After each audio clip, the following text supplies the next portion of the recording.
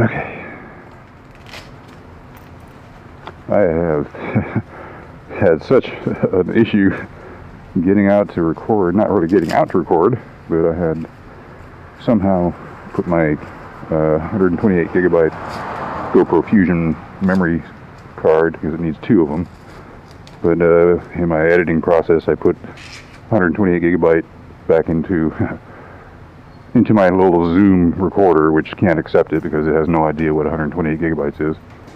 So it had a 35-second internal audio only. So no audio. Two attempts. This is my third attempt. Got the batteries sorted out. And then I thought, oh well, I can salvage it with my Fusion camera and the audio. But of course the audio didn't record. It's an aforementioned problem. And then the rubber casing on my GoPro Fusion is coming apart, so it was flapping in the lens, both lenses, the whole time. So I said, screw it. So I got that taken care of, so we'll no longer have things flopping in the lens. Alright. But then I come out here and the garage door, oops, move forward a little bit, I refused to open. I don't know what's going on with that, if the springs or the spools slipped. I'm going to see if it even closes. I had to help it up physically with about 80 pounds of lift from the first 4 inches, just pretty much as soon as it started lifting I had to assist it. So at least it closes. So that's always a good thing. If it doesn't close, I wouldn't go anywhere. I would unlock it from the rail first and close it. Okay. So I swore. Let me make sure I got everything set up like I want. So this is also the first time I'll be using my phone holder, and I got my GoPro here. So I can put it right there, maybe as far away as possible, but also so we'll for sure miss bouncing on the windscreen if I'm turning, which is only going to be low speed. I'm not going to be turning that far at high speed, so alright, good.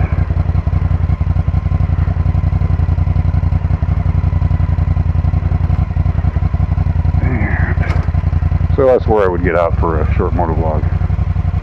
Once I got everything straightened around, I figured it's either the universe telling me not to go out on the road today again, or it's just a bunch of clinky dinkies.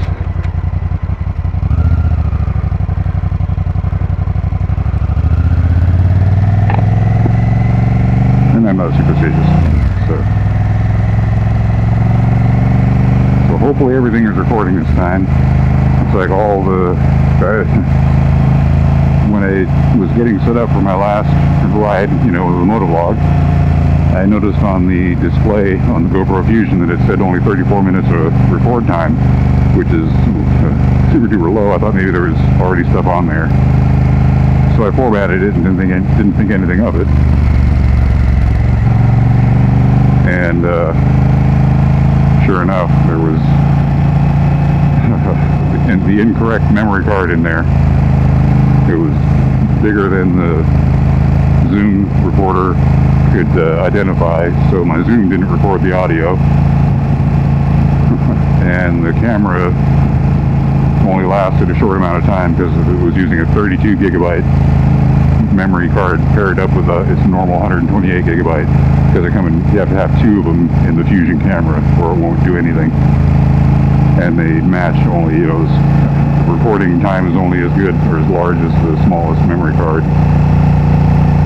And I don't even know if it was recording because they're two different cards at two different speeds, so they're probably just jingly jangly. So I just formatted everything after I got the memory card issue sorted out, got the right card in the proper device, and made sure all my batteries were fresh. And today, not only am I trying out the long RAM mount for the first time on the Fusion, but I'm also trying the phone out on its RAM mount for the first time. Gotta say I like it a lot.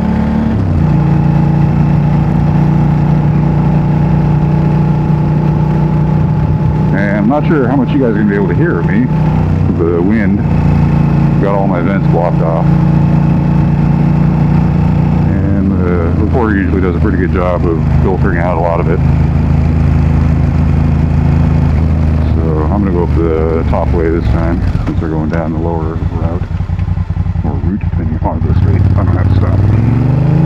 It's just a good idea. Kind of slow down, make sure. Oh, please don't jump in front of me.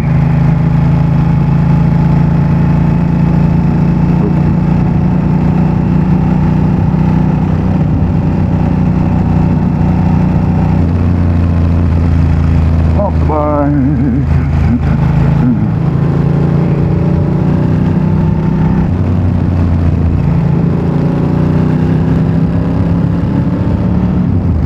Oh, no need to go zooming by a school bus.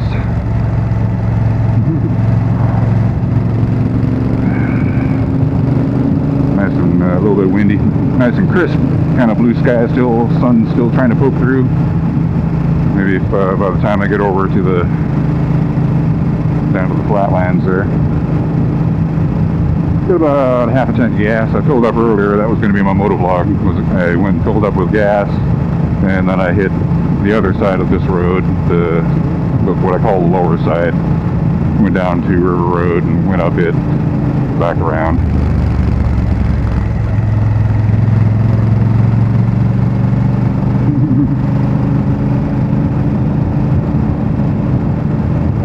Gotta watch out for pedestrians this time of year. A lot of people getting in shape to get out and do their summer stuff. Oops, so you gotta be mindful of anybody on foot or on regular bicycle, just so you don't be a jerk about it, because there's also, you know, there's a lot of old people here in Oregon, especially out here, where it takes, you know, a lifetime of working hard to live out here. So there's a lot of elderly or people who are getting older.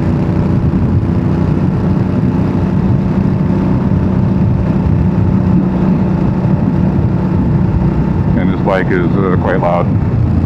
Well, my ear popped. The elevation change coming down the backside. Real beautiful area down here, though. On the vineyards, some working farms, orchards. Some, I don't know what you call a nut orchard or nut farm. A couple of those. A lot of hemp farms and a lot of cannabis farms.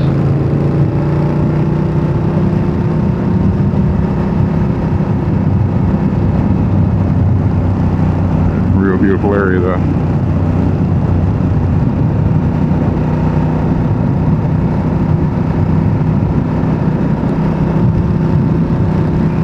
And I'm glad I don't have so far anybody ahead of me. I kind of enjoy the ride. My pace.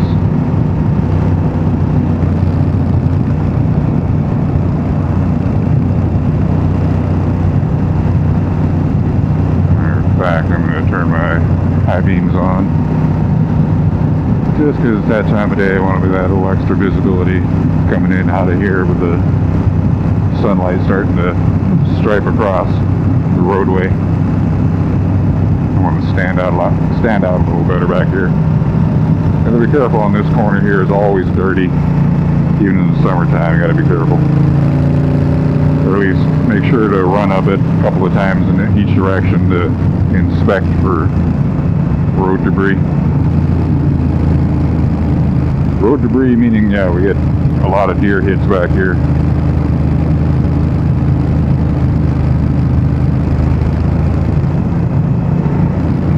But it's a nice little road, even if you want to go slower or faster. I used to do a lot faster on the ZX14R, but I'm trying to not be Johnny Rocket anymore.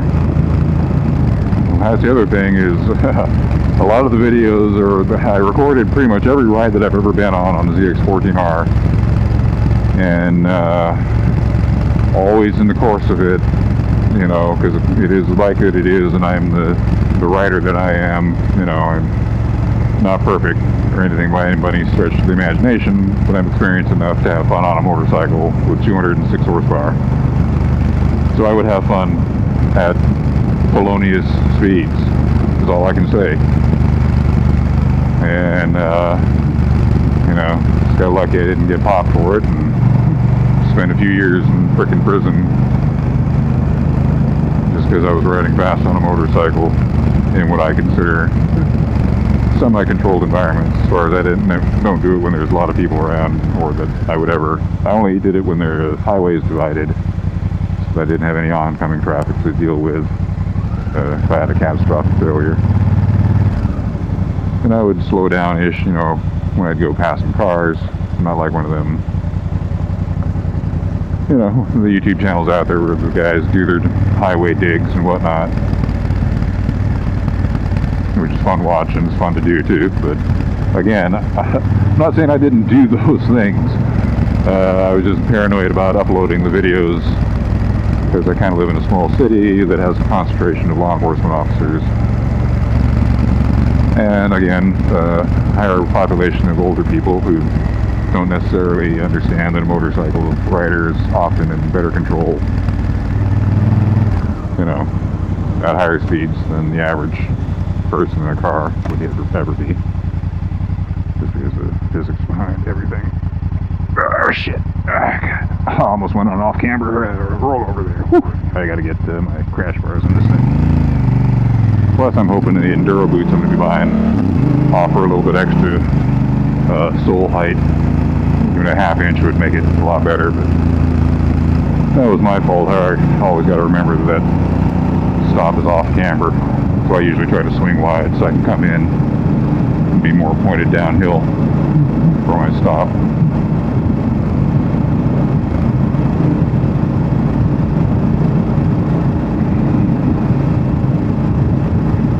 And again, like I said, I'm trying not to be Johnny Race or anything. There's a rider out there who's on an Africa Twin, Mac, I think it's called Mad Maxi. It's kind of like the Max Wrist of the Africa Twin crowd. Guy's crazy. Fun watching him, but yeah, glad he's not been seriously hurt. Had a couple of low slides and whatnot, but he's a good rider. But this is not exactly your sport bike by anybody's stretch of the imagination. But if you got guts, you can do whatever. You know, it's a motorcycle. That and good road tires, you know, it goes a long ways. The ones that are on here, the stock OEMs, I don't trust them for much, especially not dirt roads and beyond.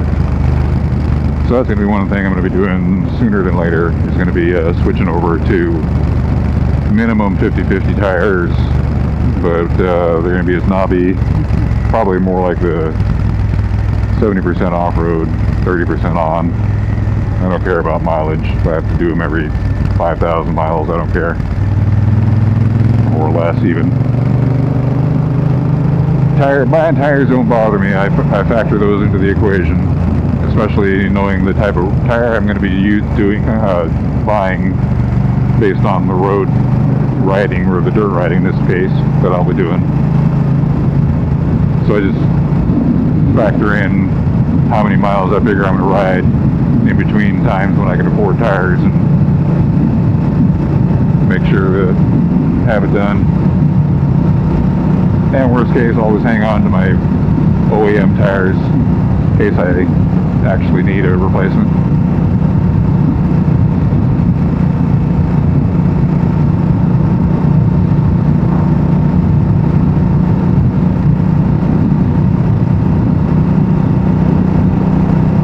It's very nice back here.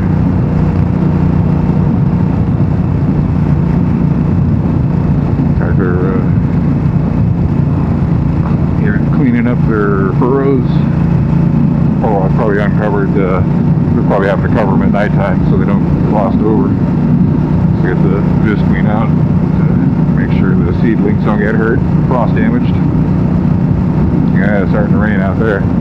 Pretty heavy too. In fact, it's almost getting ready to rain above us. So yeah, we're gonna come up here to our usual loop around and head back up the way we came. I'll look in that direction for a little while. It's the beauty about having the Fusion, and I love the thing, but I'm going to have to get a GoPro Max to replace it sooner than later as well.